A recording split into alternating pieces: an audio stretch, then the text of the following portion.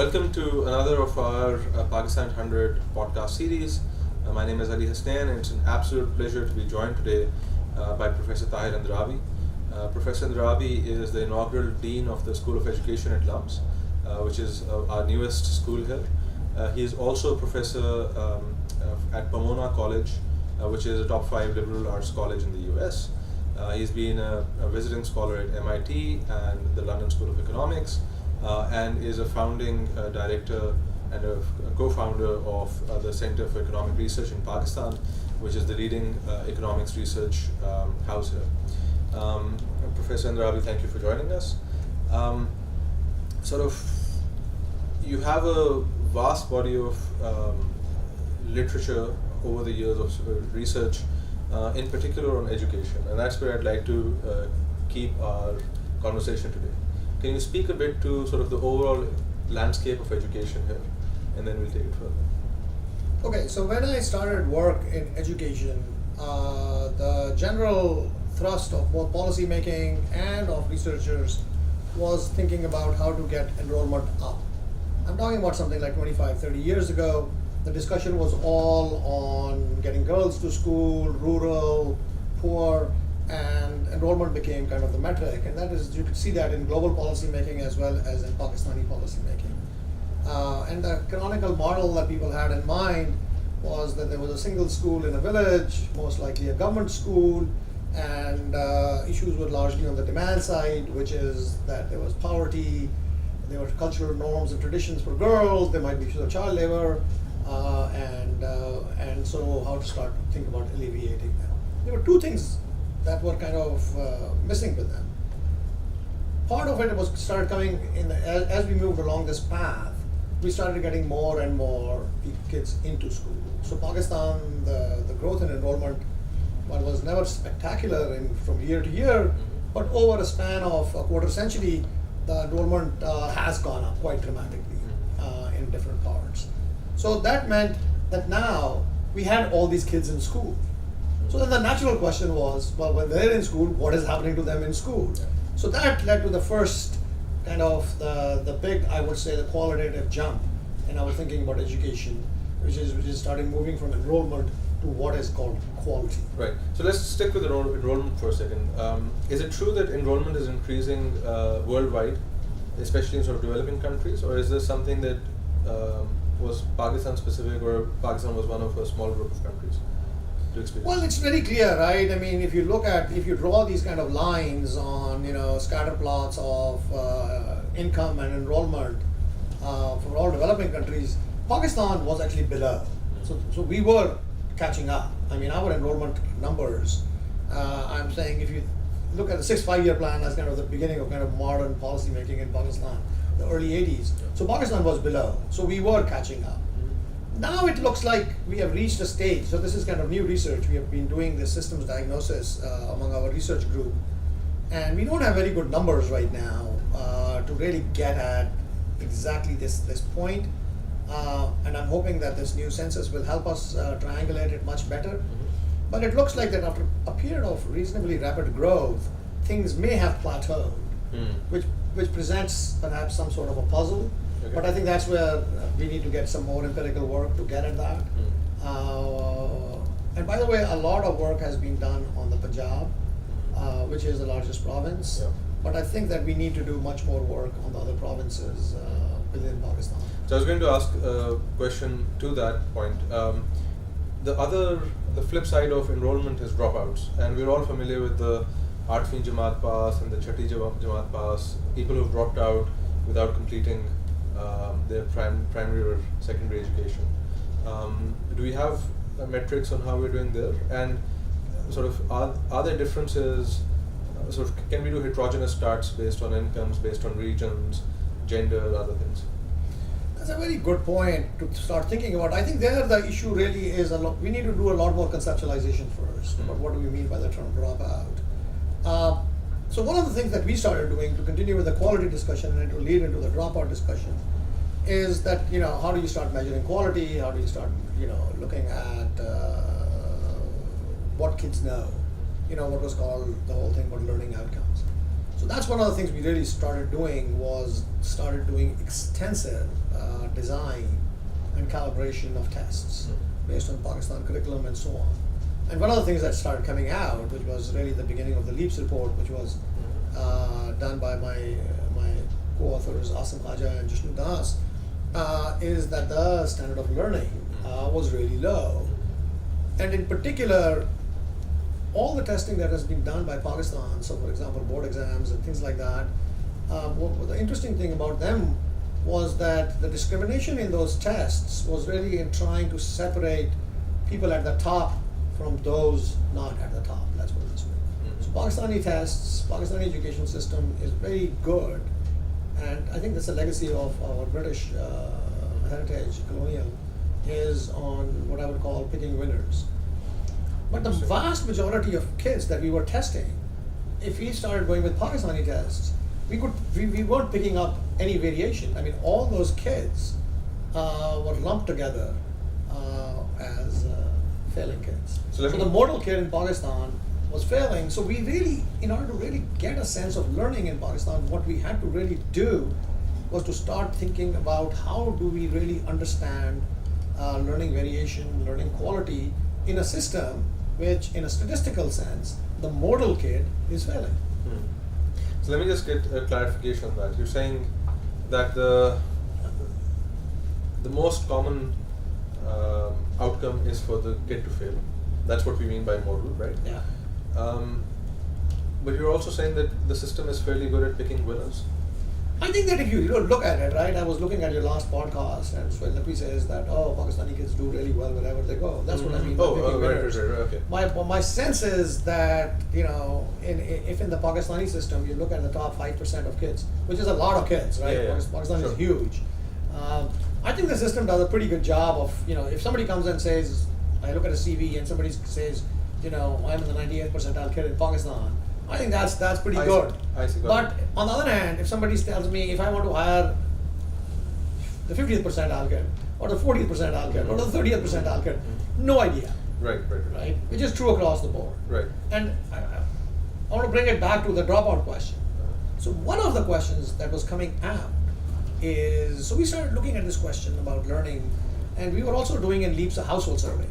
So we got very detailed information on these households and their test scores and inputs into learning, investments, time, health shocks, all kinds. So LEAPS is probably the largest and the richest source of data on education and learning anywhere in the world.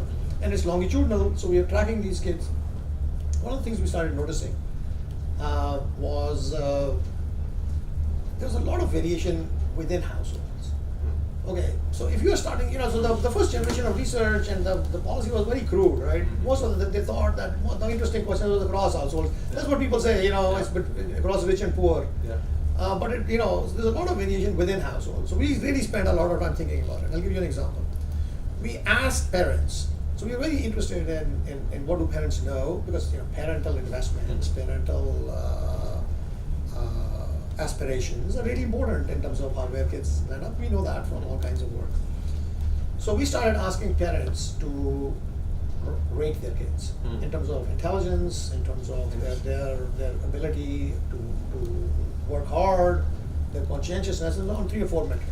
So when we started doing it, we thought, everybody's going to say okay, or overconfident and all that. We were really surprised that we were getting a lot of variation. Interesting. Even within the household. Yeah. Okay, and so when we started looking at that variation and started correlating it with parental investments, well, guess what? Kids that parents thought had a greater chance of success, the kids that parents thought were hardworking, the kids that parents thought were intelligent, were the ones that were getting more parental investments, both in terms of money and in time. I wouldn't want to be the kid whose parents rate him the worst, right? No, but I tell you this is important, because Abhijit Banerjee reviewed the LEAPS report, and he read it all, and he said this was the most interesting finding in the whole thing, because you know why? So what's happening in reality? In reality is the kids who are doing poorly are the kids who get the least attention in schools, are the kids who, get disciplined in school, and are the kids who then think about households. Yeah. So in many countries, you would think that you would actually see compensation, right? Which is that if your kid is doing poorly, you would put more resources in them. Think about like disability or something like that, or parents putting more resources to get that kid up to par. What we were seeing is actually not that. So there were kids who were being left behind from the school system, and then they come home, and I think that's the essence of perhaps poverty, which is the most interesting, is that the kids, the parents, were really also picking winners. One of the things I think that you've been instrumental over your career in establishing is forcing us to look at our preconceptions about the policy landscape, the world as we find it, and just sort of interrogating that with data. And I'm reminded by what you're saying about families and how they grade their kids, about what you find in your madrasa research. I think that this was. Let me finish this because there's a larger question, and we'll come to the madrasa. The larger preconception, right, is around gender. Now, Pakistan, right? I mean, you think about Pakistan, we think it's like the most, women in terms of societal prejudices, in terms of opportunities and aspirations for young women and older, etc. We think, this is a very unfriendly place for women. And there's lots of evidence and stories around that. So we started pushing this. So let me continue this within households. So, our households have a mix of boys and girls, and they were asked to rate each child independently. Okay?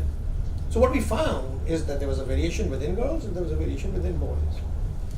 And I think the thing that has really changed my mind about how I think about Pakistan is that what we started calling is ability bias, right? There was investments in more able kids. Right. But then you ask your question, well, what about girls?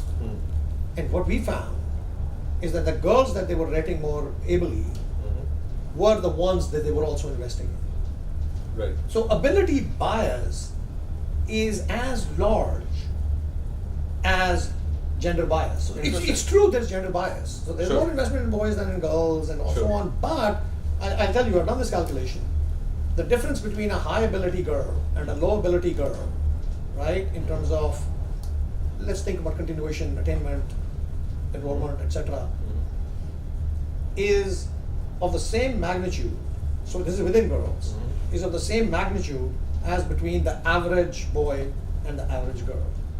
It's bigger even. Interesting. So ability bias to me is trumping gender bias. So everywhere we go, what we saw is, if the girl, the people would say, "Ye bachchi padhan wali hai, bachchi padhan wali hai, no ऐसे पढ़ाना है." Interesting. And the boy is निकम्मा, इसको नहीं पढ़ाना. It's not कि boy को पढ़ाना है, लड़की को नहीं पढ़ाना. अगर लड़का पढ़ने वाला है, उसको भी पढ़ाना है. So they are picking within that, and you can see it. You can see it everywhere now, which is the girls' enrollment in higher education is now greater than boys. Young women are more in college and university than boys in Pakistan. I have a favorite graph, which is somewhere from Punjab. If you look at FSC exams, and somewhere along about 10 years ago, both boys and girls is increasing in terms of FSC exams. Girls start much later, but there's a crossing. Right. And so my sense is that to me suggests that this is both a positive and a negative finding. The positive finding is, if girls who display an ability and an inclination to continue studying, parents, these are very poor parents. 75% of our sample, the moms are like zero education, illiterate. So this is a very poor sample. So they are supporting them. The bad side is that people who are left behind, irrespective of gender, are the ones that neither from society's point of view, from households' point of view, or from schools' point of view, are genuinely left to fend for themselves. And that, so there's both ends of it. So you see this almost divergence happening about people who are going to become like the underclass, but out of those underclass, a lot of people are emerging. This is, so just to be clear, you're saying essentially that there's a significant overlap in the distributions of boys versus girls, where yes, there'll be a boys bias towards boys, but sort of higher achieving girls will potentially be will have more investment in their education compared to low ability boys. I think the perception, so we did a lot of questions on, I asked a lot of people, school kids, teachers, households, about gender bias. And I think the general sense is, now in this population, okay? Yeah. And I've asked this for like tens of thousands of school kids also in the LEAP sample. And then the households and their teachers and so on. I think the picture is very clear. I mean, the data show it, which is there is no ability prejudice against girls. So for example, some people in the US would say, even in the US, right, would say, girls in STEM, right? Sure. Which is that girls are not good at math, or girls can't do science or engineering, this whole, it's an entrenched idea. Yeah. But it doesn't exist in Pakistan. It does not. Interesting. And that, I think, whether they should do it. So I asked these questions on whether, do you think that girls can do this? And then I asked them whether girls should do this. Yeah. They're two different things. On the can, it's very clear, people have a higher estimation of girls' ability than boys. They think on the average, girls are more conscientious, girls are studious, girls are more responsible, but whether they can do, whether they should do it from societal norms, perspectives. Sure. So I think that's the stage we are at in this conversation. On dropouts, so therefore the question is, we have data. Jishnu has done some work on it, I have done some work on it, that you can predict dropouts by looking at kids, because we have a panel, right? So we can observe these kids before they drop out. And you see it very clearly, right? The dropouts, a big chunk of the dropouts are the kids who are not performing well in school. Right. So we'll move back to supply questions later, but let's just stick with demand for a second. What drives demand for education in these places? That, listen, I mean, that's a hard question, right? Sure. If you want to think about it, So because education affects so many margins, right? It increases your knowledge, it increases, people think it increases your bargaining power, both within household and not with the rest of the world. It changes your preferences, it does all kinds of things. I think there's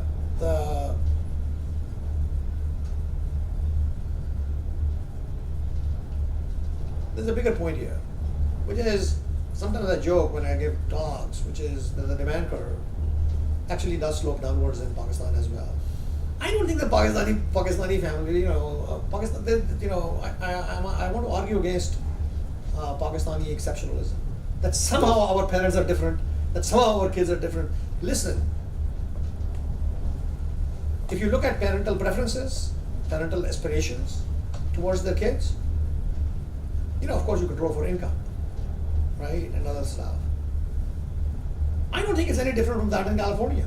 I mean, why do California parents want their kids to be educated? Sure. Why do your parents want you to be educated? Why do their parents want them to be educated? It's the same reason why every parent wants to have their kids educated, to have a better life. I think that there is this general sense that for education is actually the ticket. No, but would you then, so one reason for that demand could be that you're trying to create future income prospects, and another reason for demand is inherent to sort of the inherent value of education. So if you were thinking of the ability bias that you talked about earlier, you'd expect that if you're training your kids for labor market outcomes in the future, you can expect that ability bias to exist. If you're training your kids for inherent value or for social reason or whatever, it would suggest that you wouldn't observe that bias, which is why I was asking. No, it's more complicated. I'll give you an example, right? So in Pakistan, it's very fascinating. So look at labor force participation for women. It's very low. Abysmal, yes. One of the worst in the world. Yet, the education numbers of girls are increasing. What's going on there? It's not intrinsic value. You've got to think a little bit more. I think there is some value. Intrinsic value, I think, is saying, I value education for its own sake. Yeah.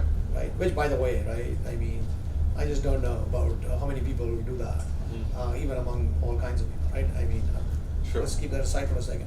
I think that women is a very fascinating question for us, is because labor force participation is really low. Yet, we are now have created a whole generation of young girls who are now entering into going beyond 8th grade and 5th grade and 10th grade and so on. Yeah. Now the question is, I think there is education creates a sense of self, which creates a sense of autonomy, creates a sense of sovereignty in terms of decision making. Sure. And I think that's very valuable. Now that's not an intrinsic motivation. You can think of that as an instrumental motivation. It's not just something that is tied to labor markets. Now the key thing is, I think in Pakistan, for to close the discussion on gender, is where do women, as they come out of these young school years, the discussion is going to be about how do we think about the process of family formation. You know, it's true in our society as in other societies too, but maybe more so in ours. The central issue is marriage. The central issue is motherhood, having kids, creating families, raising families. You know, women do a lot of stuff in keeping family structure together. Yeah. Now, you know, I think there's a very clear sense that educated women are desirable in that sense, that they have more ability to do so, that they can handle stuff, that they are actually less prone to decision making. They're more sensible and they're more balanced. So actually the demand for education in Pakistan is actually very nuanced in terms of, I mean, think about it. Do you think that a LUMS student is more balanced, more sensible because of her education? I doubt it. People think like that, right? But here people do. People think that education will give you a perspective on life which is very valuable in all different dimensions. Now, labor force participation, I think, is going to be really important. I think that's going to be, and to me, labor force participation of women is the central policy question for this generation. So I have kind of grown up with the LEAP kids, Right. LEAPS kids, right? I mean, I started looking at these kids when they were 10, and now they're in their 20s. So my own interests in terms of research and the questions they arise are coming from their lives. Interesting. Yeah. So on the dropout part, coming back, dropout is complicated. A lot of what people consider dropout is delayed enrollment. Kids don't, I mean, if you look at our classrooms, because our compulsory education laws are never really truly implemented or anything, our classrooms have a much higher age variation than a typical classroom in a developed country. Right. So we could easily have in third grades kids who are 8 to kids who are 12. Absolutely. So some of it is delayed enrollment. Okay. Second, I think, is this idea of how to think about the rate of return to education. We think that is a conjecture, but Jishu is thinking more about it than I am, but we talk about this a lot, which is that there might be some threshold effects in education. For example, if you look at government jobs, which, by the way, everybody in the world wants in Pakistan, right? So for government jobs, the key criterion is 10th grade education. You've got to pass the metric exam. The metric exam is like the decisive factor in Pakistani education. Now, as you know, most people fail the metric exam in Pakistan. And now I think that parents, this is a conjecture, but I think we would like to work more on it. I think the parents are really making bets at that point. Interesting, yeah. Because, you know, what's the point of putting a girl or a boy till 8th grade if you don't think that you have the wherewithal or she has the wherewithal to actually pass the metric exam? So I think in some ways you will see a lot of dropouts, parents making these kind of expectations about their kids, the kids making these expectations about themselves, and then those calculations are really, really important. Yeah, and I feel that if there is a reform that we need to do, I would like to do it. Now I'm in Pakistan. I mean, this is one of the things, this is a big, big reform. It's not a trivial one. Metric exam is the metric certificate. I have one. Is the biggest certificate you'll ever get in your life. It defines everything for your future, and for these kids too. And certainly a government job you won't get without it. So I think there is some element of dropout. So I think is really important. Then finally, of course, is if the schools are not offering anything, then why do you want to go to school? I mean, if the rate of return to education in terms of the quality of education, so it's linked with quality. That's what we're telling the government. Absolutely. That the quality discussion cannot be separated from out of school children also. But you got to bring the household in also in terms of thinking. Then, of course, the other thing which we have done a lot is distance. Yeah. Okay, so distance to schooling, we have calculated a distance penalty, which is that every half kilometer that a school is further away from a household, the enrollment patterns change. Now, that has implications both in rural areas, but also in urban areas. Think about the city we are living in right now, Lahore. It's about as close a definition to urban sprawl as we get. Sure. I mean, the city is really expanding horizontally so dramatically. The transport structure in the city is really abysmal. And when you start thinking about schooling density, I mean, is really low. And start thinking about taking your kid, and a little kid. Think about a woman, right, that we all know, which is a maid working in our houses, in our homes. And let's say she has 3 kids. Well, what is she going to do? I mean, how is she going to take care of her kids? Where is she going to send them? The idea that these transactions costs in education, can be, you're a behavioralist. I mean, I think we need to do a lot of stuff around those lines. And so, I mean, distance to school or whether you're going to a different village or whatever is stuff that obviously impacts enrollments across countries. You've got famous studies in India, for example, where they've given that bike to kids to go to school. That increases female enrollment, for example.